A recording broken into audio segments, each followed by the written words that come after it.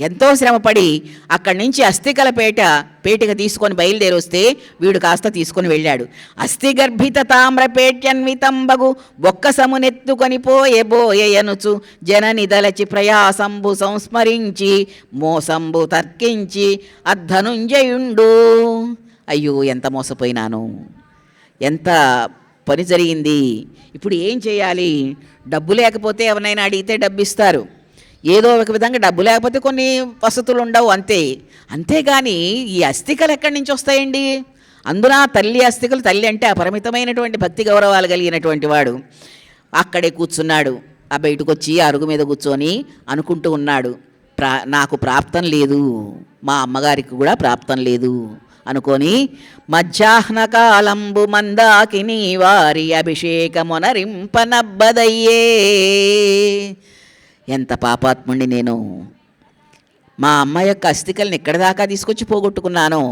మధ్యాహ్న కాలంబు మందాకిని వారి అభిషేకమునరింపనబ్బదయ్యే. మధ్యాహ్న కాలంలో మణికర్ణికా ఘట్టంలో ఈ అస్థికలు కలపాలి, ఆ అభిషేకం చేయాలి ఆ నీటితోటి మా అమ్మ అస్థికలకు అనుకున్నాను, కుదరలేదు కదా. ఎంత దౌర్భాగ్యుని నేను. శివుని విశ్వేశ్వర శ్రీమన్మహాదేవు మదనారి వీక్షింపనొదవదయ్యే. ఈ పని అయిన తర్వాత నేను వెళ్ళి ఆ మదనారి అయినటువంటి విశ్వేశ్వరుని సేవించాలనుకున్నాను, ఎంతో సంతోషంగా తీర్థయాత్ర చేయాలనుకున్నాను, అది కూడా దూరమైంది కదా. దండపాణిని డుంటి దక్షిణామూర్తిని కాలభైరవు గొల్వ కలుగదయ్యే. దండపాణిని కాలభైరవుణ్ణి వీళ్ళని సేవించాలి అనుకున్నాను, అది కూడా నాకు చేత కాకుండా పోయింది. ఏం చెయ్యాలి నేను ఇప్పుడు? శ్రీ విశాలాక్షికి చేదోయి మొగిడించి శిరసుపై చేర్పంగా దొరకదయ్యే. అమ్మవారిని గురించి వెళ్ళి అక్కడ ప్రార్థన చేసి అమ్మకు నమస్కారం చేసి, అమ్మ నేను వచ్చాను, నా తల్లి రుణం తీర్చుకోవడానికి వచ్చాను తల్లి జగన్మాత అని చెప్పి ఆమె దగ్గరికి వెళ్ళి నేను నమస్కారం చేసుకుందామంటే కూడా వసతి లేకుండా వీలు లేకుండా వెళ్ళిపోయింది కదా. కోరి తల్లి అస్థికలకోక మూట పాపకర్ముండు చెంచు అర్ధభారమనుచు వంచనా పాటవంబున గుంచుపోయి ఊరి వేరంబు చేసిన కారణమున. ఎంత వంచనాపరుడు వాడు, ఎంత వంచన చేశాడు. అప్పటిదాకా మోసుకొని వచ్చాడు, వాడిదే కష్టమైనటువంటి దాన్ని కూడా చేసుకుంటూ వచ్చి ఇక్కడికి వచ్చిన తర్వాత ఇంత మోసం చేశాడే. దాంట్లో ఏదో ధనం ఉందనుకున్నాడు వాడి దుంపదగా ఇట్లా తీసుకొని వెళ్ళాడు కదా అని చెప్పి ఇంకా ఏం చేస్తాడండి ఆయన? జాలింబొందియు, తన మీద తనకే జాలి వేసింది. ఎంత కష్టపడి తెచ్చాను, జ్వరము మరి వ్యాధులు వచ్చినాయి, అవన్నీ కూడా తట్టుకుంటూ వచ్చాని. జాలింబొందియు డస్సి చెందియు బుభుక్షావేదనం గుందియున్. ఆకలి వేస్తున్నది, దాహం వేస్తున్నది, ఈ అస్థికల మూట పోయింది, ఈ ఊరు కాని ఊరు, దేశం కాని దేశం, ఇప్పుడు ఎక్కడని వెతకాలి? వ్యాళాభీల కరాళ తీవ్రతర మధ్యాహ్నర్కరోచిచ్చటన్ చాలంగుందియు కిరాటుడరియన్ సంరంభ శుంభద్గతిన్. వాడు తొందరగానే తీసుకొని వెళ్ళాడు ఈ మూటని కాస్త. నేనేం చేయాలి? వైలక్ష్యంబున చెంచు వెంట జననీ వాత్సల్య నిఘ్నాత్మకున్. ఇక ఒకటే నిర్ణయించుకున్నాడు, వీడు ఎక్కడికి వెళ్ళాడో కనిపెడతా. ఈ బోయవాడు, ఈ ఆటవికుడు ఎక్కడకు వెళ్ళాడో కనిపెడతానని చెప్పేసి వెంటనే కొంచెం మంచినీళ్ళు తాగాడు, ఉపశమనం పొందాడు. దుఃఖంతో ఉంటే ఏదైనా కానీ ఇట్లాగే అయిపోతుంది. దుఃఖం నిర్వేదం అనేటటువంటిది చాలా మనిషిని కుంగదీస్తుంది. అట్లా కాకుండా నేను ఏమైనా సరే ప్రయత్నం చేస్తాను, ఇక్కడ దాకా వచ్చాను కదా అని చెప్పేసి వెంటనే అక్కడి నుంచి బయలుదేరి ఎట్లాగైతే వచ్చారో ఆ మార్గం వెంట మళ్ళీ ఇతను ధనంజయుడు కూడా బయలుదేరి వెళ్తూ ఉన్నాడు. ఏ దోవనైతే వచ్చారో ఆ ద్రోవనే బయలుదేరాడు ధనంజయుడు. ఆ బిల్లుని కోసం, ఆ బోయవాడి కోసం బయలుదేరి మెల్లగా ఆ బోయే పల్లెకి వెళ్ళి కదా వీడిని పెట్టుకున్నాడు పనికి. ఆ బోయవాని పల్లె ఎక్కడుంది అని తెలుసుకొని ఆ పల్లెకు ప్రయాణమై వెళ్ళాడు.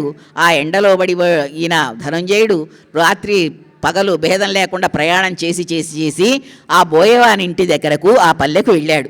కనుక్కున్నాడు మొత్తానికి, అక్కడే కదా పనికి నియమించుకుంది, ఆ పల్లెకు వెళ్ళాడు. వెళ్తూ ప్రయాణం చేస్తున్నాడు.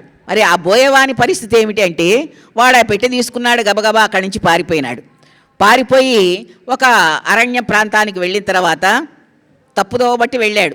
ఎందుకని? మళ్ళీ ఆయన వచ్చి కనుక్కుంటాడేమోనని వెళ్ళి అరణ్య ప్రాంతానికి వెళ్ళి అక్కడ మూట విప్పాడు. దీంట్లో బాగా ధనం ఉంది, తీసుకుందామని.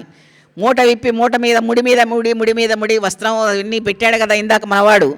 ముందర అస్థికల్ని పంచగవ్యాలతో అభిషేకం చేశాడు, పట్టు వస్త్రంలో పెట్టాడు, పట్టు వస్త్రాన్ని మళ్ళీ ఇంకో సంచిలో పెట్టాడు, ఆ సంచిని ఇంకో పెట్టిలో పెట్టాడు, తర్వాత కంబళి కప్పాడు, ఇవన్నీ ఉన్నాయి కదా, అవన్నీ కూడా తీశాడు వీడు పోయేవాడు. ఇంకా ఉంటాయి అని చూస్తే ఏమున్నాయి అక్కడ, దాంట్లో అస్థికలు ఉన్నాయి, ఎముకలు.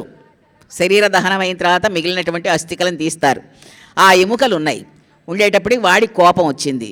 ఈ అస్థికల కోసమా నన్ను దుంపదెంచి గంపకెత్తి నన్ను ఇక్కడ దాకా మోయించుకొచ్చాడు, డబ్బులు ఇస్తానన్నాడు, వీడు దుంపదేగా, వీడు డబ్బులు పాడుగాను, ఇందుట్లో ఏమైనా ధనం ఉంటుందో, రూపాయి అర్ధ రూపాయి ఉంటుందా అంటే ఏమీ లేదు, ఈ అస్థికలే ఉన్నాయని చెప్పేసి వాడికి కోపం వచ్చింది.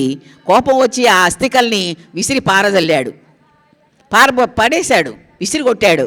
కొట్టేటప్పటికి ఆ అరణ్యంలో అక్కడ పడిపోయినాయి. ఎముకలు ఎన్ని ఉంటాయండి, కొంచెమే తీస్తారు. అవన్నీ కూడా అక్కడ పారేసి తన పల్లెకు పోయి, ఇంకెందుకు ఇంకా పనే ఉంది, మళ్ళా వెళ్తే వయసుడు కనపడతాడు కదా, తన పల్లెకే వెళ్ళి దాక్కున్నాడు. రహస్యంగా ఇంటికి వెళ్ళాడు. భార్య ఏమిటి వచ్చావంటే పని అయిపోయిందిలే వచ్చానన్నాడు. వాడు మెదలకుండా ఇంట్లో లోపల కూర్చొని ఉన్నాడు.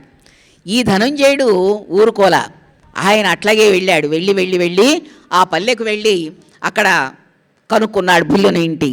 వాళ్ళ ఇంటికి వెళ్ళేటప్పటికీ ఆ అమ్మాయి ఉన్నది, ఆ బిల్లకాంత ఉంది, ఆ చెంచు యొక్క భార్య ఉన్నది. చెంచునింటికి పోయి చెంచెతకు ప్రియము చెప్పి